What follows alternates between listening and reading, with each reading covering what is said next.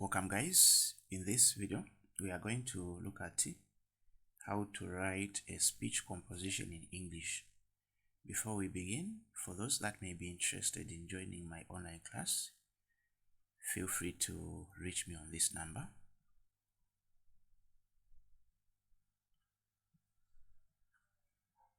Alright, then the charge is just 100 kwacha per subject. Right, so now let's begin with the introduction. So a speech is an oral presentation. So in actual sense, the speech is given orally. So it has to be given as in you stand in front of people, then you give as an oral presentation. And the speech should be of facts and insights.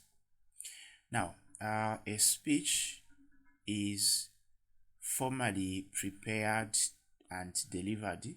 There should be a specific purpose or an occasion. So you can't write a speech minus having a specific purpose, the reason behind writing that speech, and also an occasion.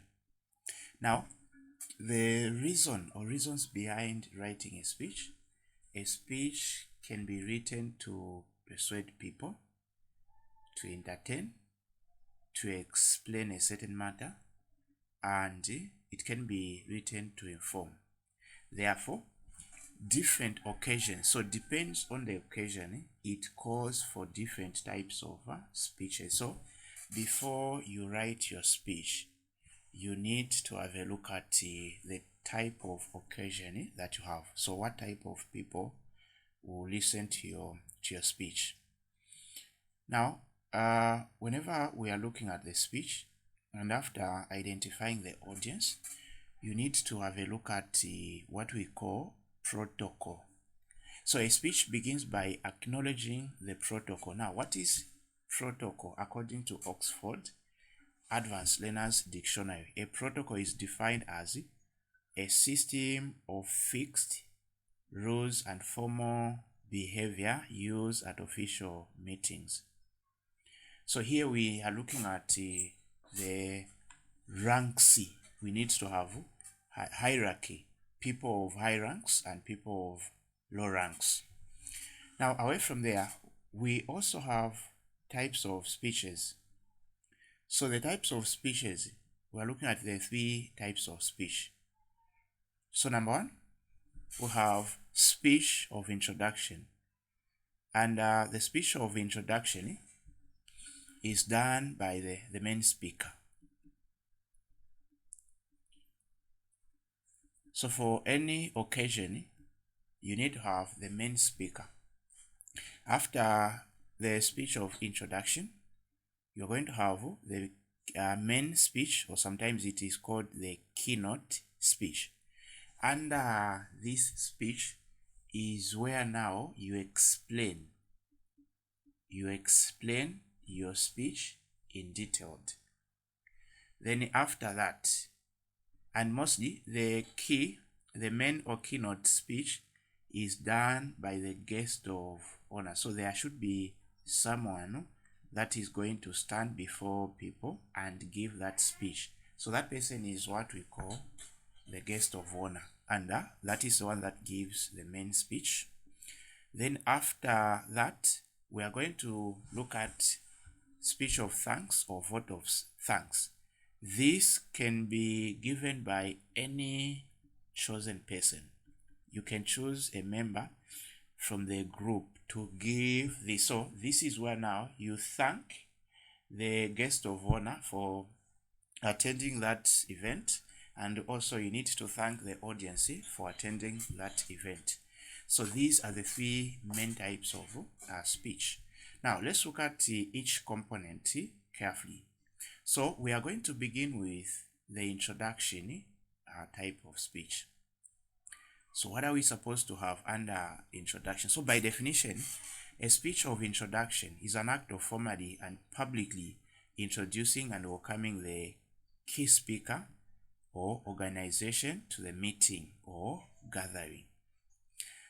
So now, there is also the aspect of now, here we have the speaker asking other people, the rest of the audience, to join him or her in welcoming the concerned individual organization. right? So here, the speaker has two main functions under the speech of introduction. Don't forget that, two main functions. So the speaker has to make sure that the guest of honor is being introduced to the audience. That is point number one. Number two, the audience must be introduced to the speaker. So this is what is done during the introduction part of the speech. Now you begin by introducing, number one, you begin by introducing yourself to the guest of honor or speaker, and explain that you are the one who has been asked to introduce and welcome him or her. So under this one, as we are told, you have to introduce. So this is under the actual one. You need to introduce yourself to the speaker. Then after that, now let's look at what comes. So the information should not mainly include the education history, qualification, work experience, and current status. So you can include something like your education history, if possible, qualifications, work experience, what are you doing, and your current status. Then when using this, you need to be careful that the information that the speaker is comfortable with do not include information about his family or something that the person is not comfortable with. So you need to be extra careful. Now let's look at how can we look at the protocol. So start by using conventions to address those present, or observe the protocol by saluting those present. So now, for example, I have this first statement here. So I have this first statement here, where we can look at the protocol. Now, for example, the country coordinator, ZASP. So this is the person of the highest rank. The manager, ZASP, followed by this person. The head teacher, if present. Deputy head teacher, if present. Then heads of departments, teachers, distinguished invited guests, ladies and gentlemen. So this is how you can start. So this is an example of what we are referring as you need to follow the protocol. You need to look at the rank. So begin by stating the highest rank in the midst.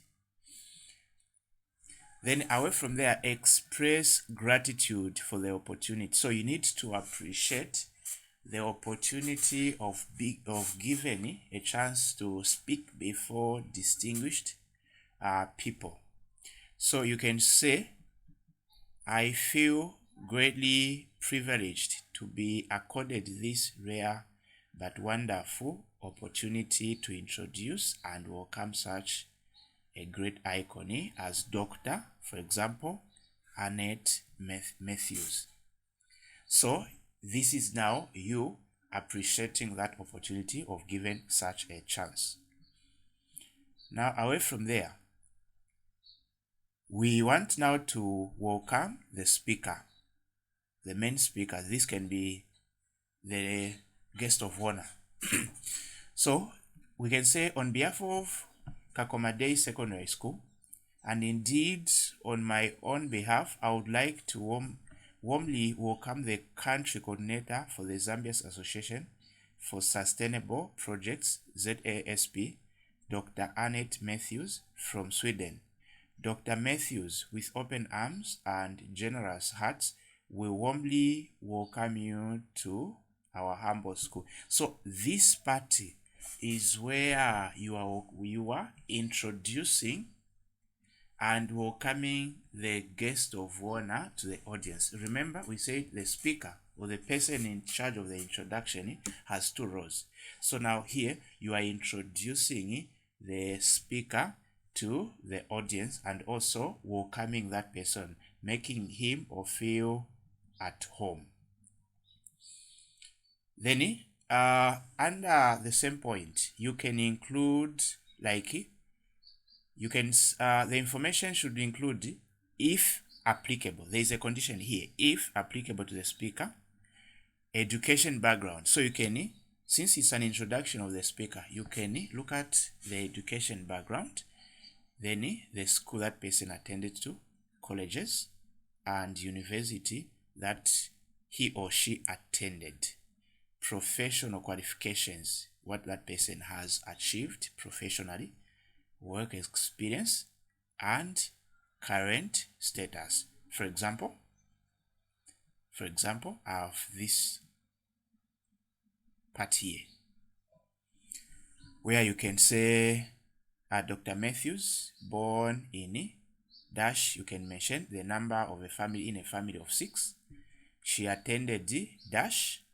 Dr. Matthews was then admitted to, you can name the university where that person attended to, where exactly, and where she, in terms of the tertiary educations of learning she attended. So you can include that. Then in terms of work, she has vast experience in the field of, you explain the experience in terms of work, and has worked for several, you include like years or months, including you mention. Then Dr. Matthews has also held various high positions. So if you have information of position that person has held, you can also include that. Then currently, at the moment, what is that person doing? So currently she is, then you mention what the person is doing. Last but not least, Dr. Annette Mary Matthews is actually Mrs. So this is where we said current status. Is she married? Is maybe divorce maybe may be sensitive. Is she let's say a widow? So you need to mention that. She's married to, you mention the husband, and they have, you can mention the number of children they have. So this is part of the introduction of the main speaker to the audience. Now let's add more insight on this one. So Dr. Matthews, the people gathered to listen to you today are teachers. So now you are introducing the audience now to the speaker. We are done introducing the speaker to the audience. So the audience knows what the speaker, who the speaker is. Excuse me. Now it's a time where you introduce the audience to the speaker. The speaker, since is a guest, must know the type of people he or she is dealing with. So here we have Dr. Matthews. The people gathered to listen to you today are teachers. You are mentioning teachers from the host and other schools, local community leaders, and some learners. All are very hardworking and willing to do everything in their power to help with the construction of the new school. So this is like the theme or the reason behind your speech. So this is what a point is. So under introduction, in summary, we have said this is where the speaker or the person in charge of the introduction is given 2 roles. Number 1, you introduce the main speaker to the audience. Number 2, you introduce the audience to the main speaker. Having said that, allow me to once again, on behalf of Kakoma Day Secondary School, and indeed on my own behalf, extend our heartfelt welcome to Dr. Annette Mary Matthews. Matthews, do feel at home and kindly enjoy our humble hospitality. So now this is done. We are done with the introduction. So to summarize our work, I'm saying that the first part of the speech, under normal circumstances, is where you look at the introduction. So you introduce the speaker to the audience, then also the audience to the speaker. Now we move on to the second one. So the second one is where we are looking at the main speech. So the main speech or the keynote speech is now the one given by the guest of honor. So a main speech, which is also called the keynote, is defined as the formal talk given formally and publicly to a given audience on a given important topic or range of issues. So who should give this speech? So this one is given by the guest of honor.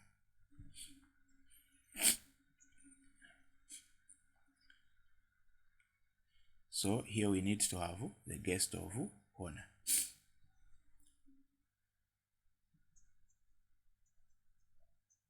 So here, it's very important to now understand your audience. You can't write or give a speech before understanding the audience. That's why in the introduction, we looked at the type of people attending that. It's very important. So number one, under this one, find out who your audience is. This will help you decide the depth of the knowledge to share. Or for example, the level of English that you are going to use depends on the people listening to you. So that is what you're saying. So the depth of the knowledge to share depends on the audience. Then number two, vocabulary to use depends on the audience. So it's very important you look into that. Then also the importance of understanding the audience will also give you like which words are appropriate or not. So you have to be sensitive of is it okay for me to say this? Am I going to hurt someone? So it's very important. Now situation here is where I want to look at the situation that you're giving a speech. Is it a sad situation or is it a happy situation? So that if it's sad, you need to make sure that you can't crack a joke on a sad situation. For example, a funeral. So if it's a sad situation, you need to stick to that. If it's a happy one, you need to stick to that. Then after that, is it informal or is it formal? Informal, like what type of people attending?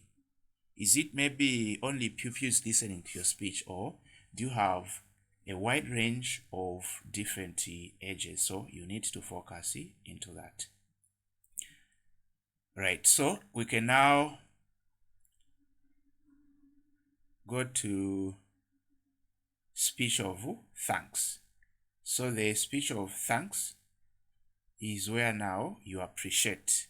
So a speech of thanks, which is also called a vote of thanks, is an act of formally and publicly thanking an individual or an organization for something they have done. Now, as I said earlier, this can be done by anyone chosen. So take note of dignitaries or invited guests in order of their rank or seniority for the salutations. Then be ready to take notes if possible.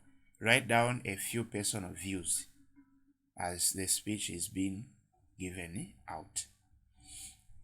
So let me show you an example of how we can do this. So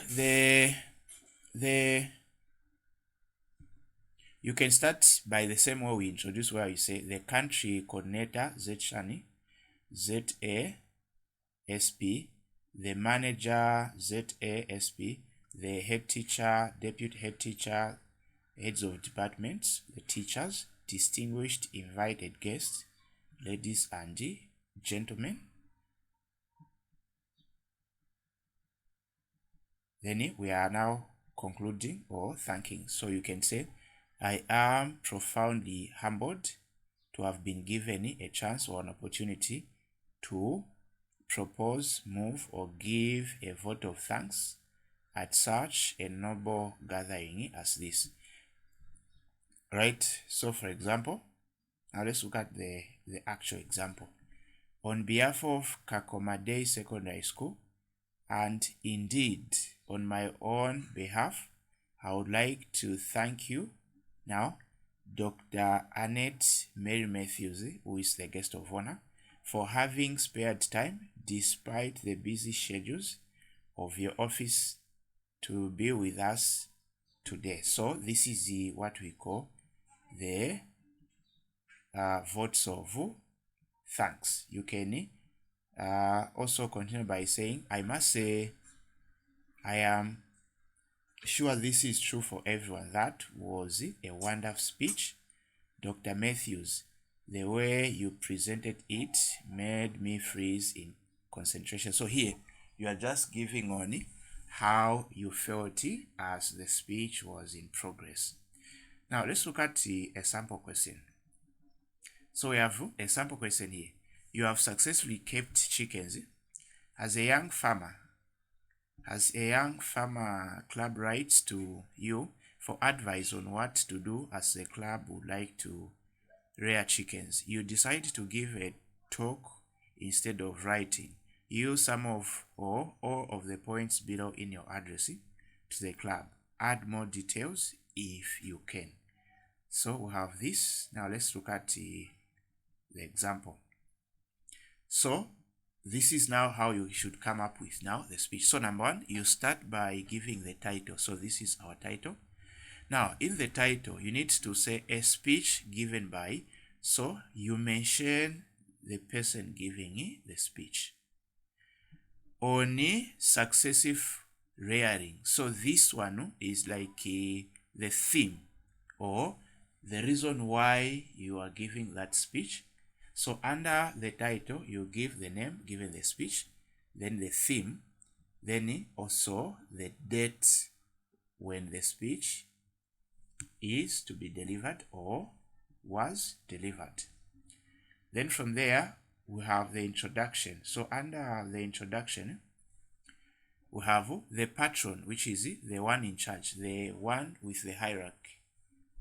Then you have the secretary, members of the club, ladies and gentlemen.